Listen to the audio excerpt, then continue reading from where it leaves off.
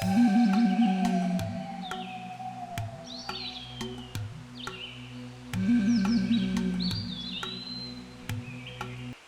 যে গোপাল দাদু, আমি তোমার বাড়ি যাচ্ছিলাম। কেন রে, আমার বাড়িতে আবার কি দরকার পড়লো? দেখো না, আজ সকাল থেকে পুটির খুব জ্বর, সেই সাথে সর্দি আর কাশি। তাই নাকি? চল তো দেখি।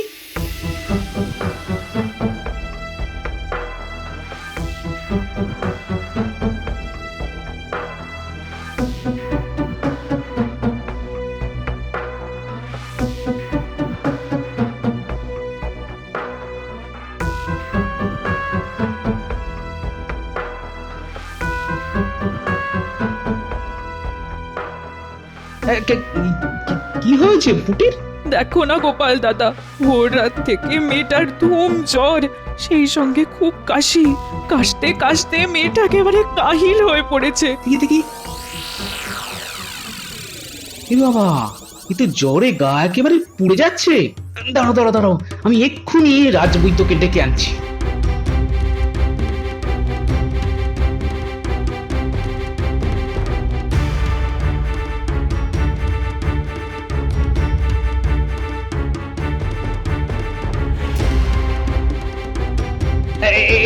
এই যে রাজবৈদ্য, আমি তোমার কাছে যাচ্ছিলাম। কেন?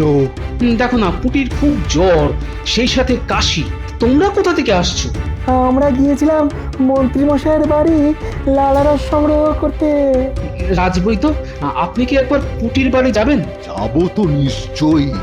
আমিও যাবো, পুটির লালারসও নিতে হবে আমায়। দুটো লালারস পরীক্ষা করে দেখতে হবে ওদের গতি প্রকৃতি এক কিনা। চলো তাহলে।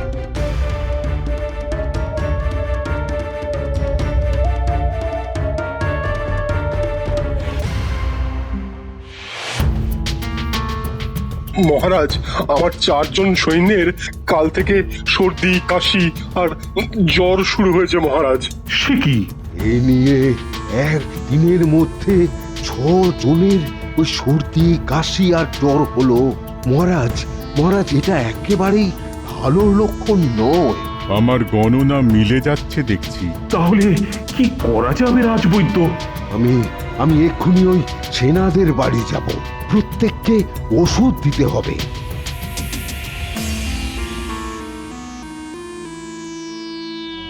বিজ্ঞানী, বিজ্ঞানী, লালা রসে কিছু পেলে? যা পেয়েছি তা খুবই চিন্তার। এই কথা কেন বলছো বিজ্ঞানী? মহারাজ, লালারস পরীক্ষা করে দেখেছি যে মন্ত্রী মশাই আর পুটির শরীরে একই জীবাণু সংক্রমণ ঘটেছে। হ্যাঁ, জীবাণু সংক্রমণ? হ্যাঁ মহারাজ, প্রথমে ভেবেছিলাম হয়তো জল থেকে জীবাণু সংক্রমণ হয়েছে, কিন্তু কৃষ্ণনগরের পানীয় জল পরীক্ষা করে কোনো জীবাণুর হদিশ পাইনি। তাহলে এই জীবাণু সংক্রমণটা হলো কি করে? আমার মনে হয় এটা সম্পূর্ণ একটা অজানা জীবাণু, আর এটা এসেছে মানুষ থেকে মানুষের শরীরে। মানুষ থেকে মানুষের শরীরে? হ্যাঁ মহারাজ, ধরুন ক নামের একজন সংক্রমিত হলো, খ এলো কয়ের সংস্পর্শে, ক থেকে ক্ষয়ে জীবাণু ছড়িয়ে পড়লো। এইভাবে মানুষ থেকে মানুষে এই রোগ ছড়িয়ে পড়ার সম্ভাবনা প্রচুর। ওহ, এ তো খুবই বিপদের কথা শোনালে। তা এর প্রতিকার কি? সাধারণ সর্দি জ্বরের ওষুধ ছাড়া তো আমাদের কাছে আর কিছুই নেই। হ্যাঁ, তেমন কোনো ওষুধ নেই বলছো? আবার মানুষ থেকে মানুষে যদি এই রোগ ছড়িয়ে পড়তে থাকে, তাহলে তো কদিনের মধ্যেই মহামারী শুরু হয়ে যাবে। হ্যাঁ দেখুন মহারাজ, এই রোগকে ছড়িয়ে পড়া থেকে আটকানোর একটা উপায়ের কথা আমি ভেবেছি। কি ভেবেছো? আজ থেকে মানুষে মানুষে মেলামেশা একবারে বন্ধ করে দিতে হবে। মানুষে মানুষে মেলামেশা বন্ধ করে দিতে হবে? এই কথাটার মানেটা ঠিক বুঝলাম না।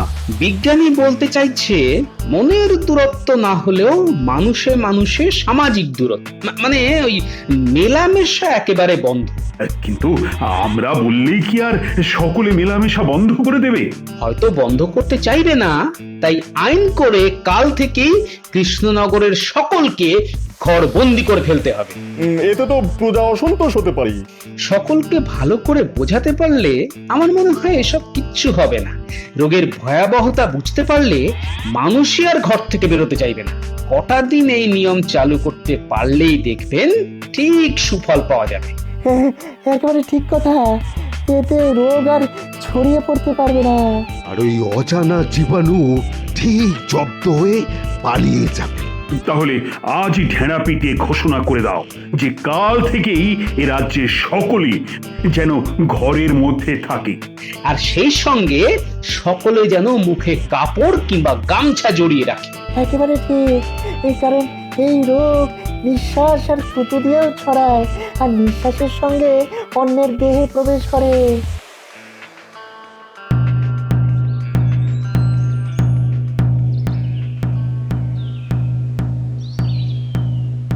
শোনো শোনো শোনো, কৃষ্ণনগরে এক অজানা রোগের আগমন ঘটেছে। তাই মহারাজের নির্দেশ মতো এই রোগের হাত থেকে বাঁচতে কেউ বিনা প্রয়োজনে ঘর থেকে বের হবে না। আর সকলে নাক মুখ কাপড় কিংবা গামছা দিয়ে ঢেকে রাখবে। বিনা প্রয়োজনে কাউকে ঘরের বাইরে বের হতে দেখলে তাকে শাস্তি দেওয়া হবে। শোনো শোনো শোনো। ও বাবা, কাল থেকে তাহলে ঘর বন্দি হয়ে থাকতে হবে? দরকার হলে থাকতে হবে। অজানা রোগের হাতে মরার থেকে কয়েকটা দিন ঘরবন্দি হয়ে থাকা অনেক ভালো। কই গো গিনি, কোথায় গেলে? বলি কোথায় আর যাবো, মহারাজের আদেশে তো ঘর থেকে বেরোনো বারণ। তা তুমি কি পুঁটির বাড়ি গিয়েছিলে? আরে ওখান থেকেই তো আসছি। কেমন আছে পুঁটি?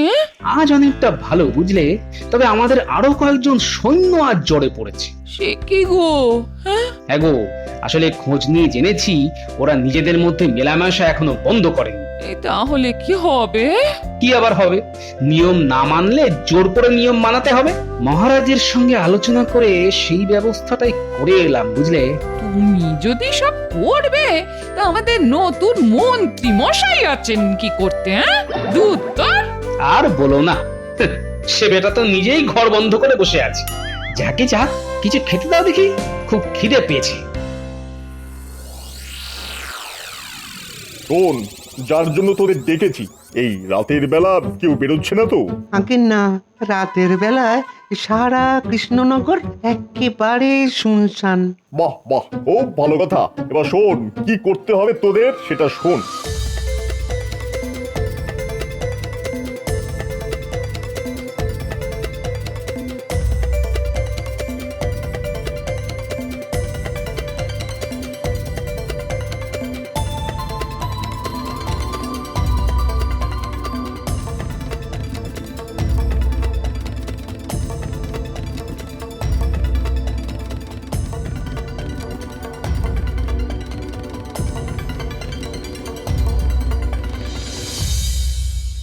এ কি, আমার গরুগুলো কোথায় গেল?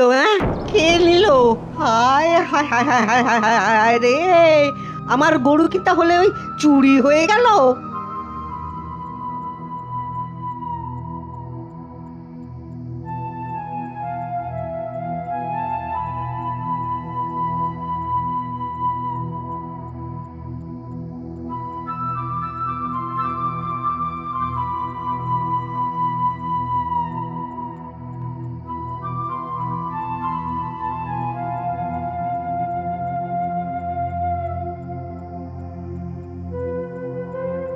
একে মহারাজের আদেশ অমান্য করে তুমি কোথায় যাচ্ছ? আর আদেশ? আমার গোয়ালের সব গরু চুরি হয়ে গেছে, আর ইনি এসেছেন আমায় আদেশের কথা শোনাতে। শোনো, আমি এখন ওই গরু খুঁজতে চলেছি, বুঝেছো? একে ওই ঘরবন্দির জ্বালায় দোকানদারি লাটে উঠেছে। এরপর গরু চলে গেলে আমি যে একবারে পথে বসবো। কি হে ভোলা, মুখে কাপড় না বেঁধে রাস্তার মাঝে দাঁড়িয়ে চেঁচামেচি করছো কেন? চেঁচামেচি করছে কি আর সাধে? সাধে এই ঘর বন্দির মধ্যেও কেউ বা কারা এসে আমার ওই গোয়ালে সব গরু চুরি করে নিয়ে চলে গেছে। সে কি? এখন আমি কি করি বলো তো? শোনো, একবার মহারাজের কাছে যাও, তবে মুখে কাপড় কিংবা গামছা বেঁধে। ঠিক আছে, তাই যাব। মহারাজ, কাল রাতে আমার গোয়াল থেকে গরু চুরি গেছে। আমার গোয়াল থেকেও গরু গেছে। সে কি, একই চারিদিকে অজানা জ্বরের প্রকোপ, এর মধ্যে আবার গরু চুরি! মহারাজ আমার ওই গোয়ালের সব গরু কাল রাতে চুরি হয়ে গেছে। সব গরু চুরি হয়ে গেছে? হ্যাঁ মহারাজ। ঠিক আছে, তোমরা এখন যাও, আমি দেখছি কি করে এই গরু চুরির কিনারা করা যায়। এ তো গোদের ওপর বিষ ফোড়া হয়ে গেছে গোপাল। কাল রাতে ভোলা ময়রা আর অনেকের গোয়াল থেকে গরু চুরি হয়ে গেছে। হ্যাঁ, ভোলার মুখ থেকে আমি শুনেছি। বলো তো, কি দুশ্চিন্তার কথা! আমার দুশ্চিন্তাও কিন্তু কিছু কম নয় মহারাজ। এই কদিনে রোগের প্রকোপ আরো বেড়ে গেছে। সে কি, সারা রাজ্যকে ঘরবন্দি করেও তাহলে কোনো ফল পাওয়া যাচ্ছে না? কি করে ফল পাওয়া যাবে মহারাজ? আপনার আদেশ না মেনে কিছু লোক তো অনাবশ্যক বাড়ি থেকে বেরিয়ে পড়ছে। তার উপরে এই গরু চুরির হাঙ্গামা। রাজসভায় আসার সময় আমি তো বহু লোককে পথে দাঁড়িয়ে গরু চুরির ব্যাপারে আলোচনা করতে দেখে এলাম। কি করা যায় বলো তো গোপাল? আমাদের সামনে এখন দুটো কাজ মহারাজ। এক, যেমন করেই হোক লোকজনকে ঘরের মধ্যে আবদ্ধ রাখা, আর দুই, গরু চোরকে খুঁজে বের করা। আমার মনে হয় অন্য রাজ্য থেকে কেউ বা কারা এসে গরু চুরি করে সারা রাজ্যের মধ্যে একটা অরাজক অবস্থা সৃষ্টি করতে চাইছে। কথাটা খুব একটা খারাপ বলনি নতুন মন্ত্রী। আপনি গোদের উপর বিষ পড়ার কথা বলছিলেন মহারাজ। আমার মনে হচ্ছে এখন আমরা পাহাড়ের মাথায় আগ্নেয়গিরির ওপর বসে আছি। ওরা ফেটে যেমন গলগল করে পুঁজ রক্ত বেরিয়ে আসে, তেমনি যে কোনো মুহূর্তে প্রজা অসন্তোষে আগ্নেয়গিরি থেকে গলগল করে গরম লাভা বেরিয়ে আসবে। হ্যাঁ, একেবারে ঠিক কথা। গোপাল, সেনাপতিকে নিয়ে পরে আমার কাছে এসো তো, কিছু কথা আছে। আমি যাব না। না, এই মুহূর্তে শুধু গোপাল আর সেনাপতি হলেই চলবে। তেমন প্রয়োজন হলে তোমায় না হয় পরে ডেকে নেব। বুঝলি, তোদের কাজে আমি খুব খুশি। তাহলে আমাদেরও খুশি করে দিন। হ্যাঁ, সে তো দেবই। এই নে তোদের পারিশ্রমিক। কিরে, খুশি তো? খুব খুশি। আমরা তাহলে এখন আসি। হ্যাঁ, আয়। বলো সেনাপতি, কি বলতে চাইছিলে তুমি? মহারাজ, এখানে আসার সময় আমি শুনে এলাম যে আজ রাতে সমস্ত রাজ্যবাসী ঘর বন্দির আদেশ উপেক্ষা করে রাস্তায় এসে দাঁড়াবে। কেন? তারা দলবদ্ধভাবে গরু চুরি আটকাবার চেষ্টা করবে মহারাজ। এ তো ভীষণ সমস্যা হলো। সকলে যদি জোটবদ্ধ হয় তাহলে তো সংক্রমণ বাড়বে বই কমবে না। ও গোপাল, কিছু একটা ভাবো। আমার মনে হয় আজ রাতে আপনাকে আর আমাকে রাস্তায় বেরোতে হবে, আর সঙ্গে নিতে হবে আপনার পোষা বাঘকে। বাঘ? হ্যাঁ মহারাজ, আমরা থাকবো হাতির পিঠে, আর বাঘ আমাদের সাথে সাথে যাবে। এদিকে ছাড়া বাঘ দেখে মানুষজন আর ঘর থেকে বেরোতে সাহস পাবে না, আর ওদিকে গরু চোর যদিও বা রাতের অন্ধকারে গরু চুরি করতে আসে, তাহলে বাঘ আর হাতির পিঠে আপনাকে দেখে পালাবার পথ পাবে না। খুব ভালো বুদ্ধি বের করেছো গোপাল।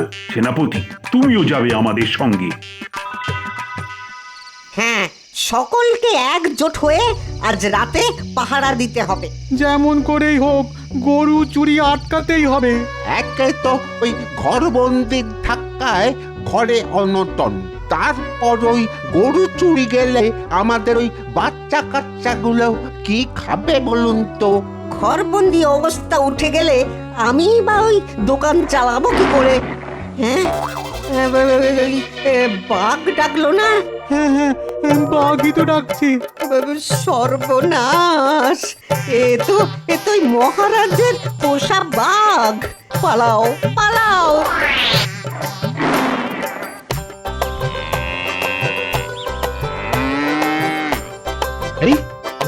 গরু একসাথে ডেকে উঠল না?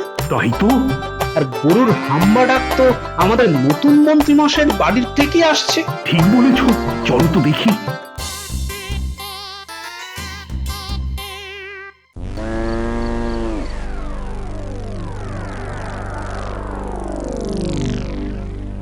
কি এখানে এতগুলো গরু কেন? হ্যাঁ, মনে হয় সবকটাই চোরাই গরু। আর জায়গাটা হচ্ছে আমাদের নতুন মন্ত্রী মশাইয়ের বাড়ির দিক। ভগবান, ভগবান!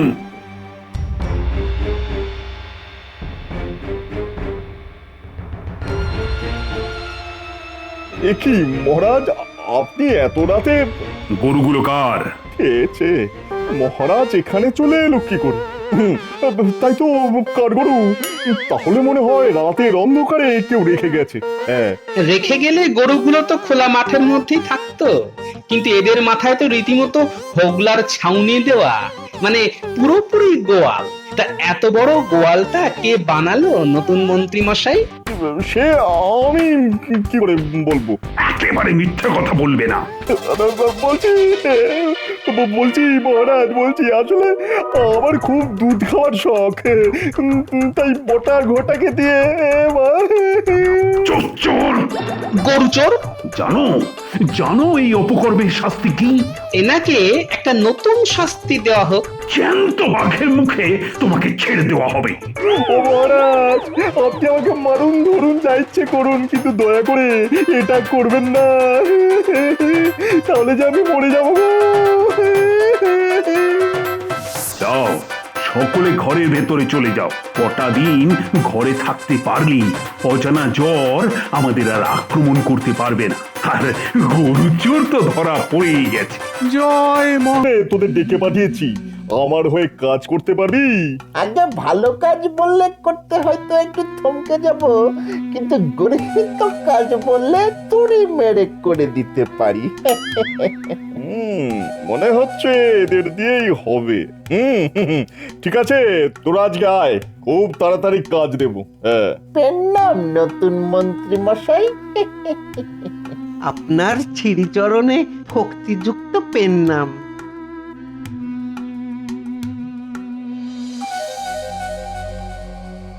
মহারাজ, যেন দেখছি বড় চিন্তিত হয়েছে। কি কোনো কারণে মস্তিষ্ক বিঘ্নিত? আসলে মন্ত্রীর শরীর নিয়ে বড়ই চিন্তার মধ্যে আছি। আজ এতগুলো দিন হয়ে গেল, কিছুতেই যেন সুস্থ হয়ে উঠছে না। পুরনো মন্ত্রীকে নিয়ে মহারাজের আধিক্যতা দেখলে গা জ্বলে যায়। রকম সকম থেকে মনে হচ্ছে পুরনো মন্ত্রী সুস্থ হয়ে উঠলেই আমাকে দরজা দেখিয়ে দেবে, তাই যা করার খুব তাড়াতাড়ি করে ফেলতে হবে। এত চিন্তা করছেন কেন? আমাদের রাজবৈদ্য অতি উচ্চমানের চিকিৎসক, দেখবেন ঠিক সুস্থ করে তুলবে। সুস্থ হলি বাঁচি। আজ তো রাজবৈদ্যকে পাঠিয়েছি, দেখি ও এসে কি খবর দেয়। প্রণাম মহারাজ। তুমি কি মন্ত্রীর বাড়ি গিয়েছিলে? হ্যাঁ মহারাজ, আপনার কথা মতো ওইখান থেকেই আসছি। তা কেমন দেখলে মন্ত্রীকে? আসলে অনেক দিন ধরে পেটের রোগে ভুগে বেশ কাহিল হয়ে পড়েছেন, তার উপর আবার ওই সর্দি, জ্বর আর কাশিটাও হয়েছে। তবে আরো বেশ কিছুদিন ভোগাবে। আচ্ছা রাজজ্যোতিষী, তুমি কি মন্ত্রীর ভাগ্য গণনা করে দেখেছো? দেখেছি মহারাজ, আগামী কিছুদিন আমাদের পুরনো মন্ত্রী মশাইয়ের সময় খুব একটা ভালো যাবে না। তবে তার সাথে কি? আগে গণনা করে এটাও দেখেছি যে আগামী বেশ কিছুদিন আমাদের এই কৃষ্ণনগরের পক্ষেও খুব অশুভ সময় আসতে চলেছে। সে কি অশুভ সময় মানে? আগে বলতে আমি শিহরিত হচ্ছি মহারাজ। শনি আর কেতু যেভাবে কৃষ্ণনগরের ওপর বক্রী দৃষ্টি দিয়েছে, তাতে এ রাজ্যে ভয়ঙ্কর একটা মড়ক হলেও হতে পারে। সর্বনাশ! মড়ক? হ্যাঁ মহারাজ, শ্লেষাপিত্তজনিত কোনো মড়ক। তাহলে তো আমাদের খুব সাবধানে থাকতে হবে। হ্যাঁ, সকলকেই খুব সাবধানে থাকতে হবে, কারণ কারণ আমি যা বুঝলাম তাতে মন্ত্রী মশাইয়ের সর্দি জ্বরটা কিন্তু কোনো সাধারণ সর্দি জ্বর নয়, মনে হচ্ছে কোনো জীবাণু সংক্রমণ ঘটেছে ওই মন্ত্রী মশাইয়ের ফুসফুসে। তাহলে তো খুবই চিন্তার কথা। তবে মহারাজ, সময় থাকতে থাকতে আমরা যদি সাবধান হতে পারি তাহলে মনে হয় এই জীবাণু সংক্রমণের হাত থেকে আমরা এই কৃষ্ণনগরকে বাঁচাতে পারব। কি গো বিজ্ঞানী, তুমি কি বলো? আমি আজ থেকেই এই জীবাণু নিয়ে পরীক্ষা শুরু করে দিচ্ছি। এমন ভাবে কথা বলছে যেন একটা সবজান্তা ভরদ্বাজ। আচ্ছা বিজ্ঞানী, আপনি যে জীবাণু নিয়ে পরীক্ষা শুরু করবেন বললেন, তাই জীবাণুটা পাবেন কি করে? আজই আমি মন্ত্রী মশাইয়ের বাড়ি গিয়ে ওর মুখে লালা রস নিয়ে আসবো। তারপর অনুবীক্ষণ যন্ত্র দিয়ে দেখলেই বোঝা যাবে ওই লালা রসে কোনো জীবাণু আছে কিনা, আর থাকলেও সেই জীবাণু কতটা মারাত্মক। ও, তাহলে বিজ্ঞানী, তুমি আজ থেকেই কাজ শুরু করে দাও, আর দরকার হলে রাজবৈদ্যকেও তোমার সঙ্গে নিয়ে নাও। মনে একটা যখন সংশয় দেখা দিয়েছে, তখন প্রথম থেকেই যুদ্ধকালীন তৎপরতায় এর মোকাবিলা করতে হবে।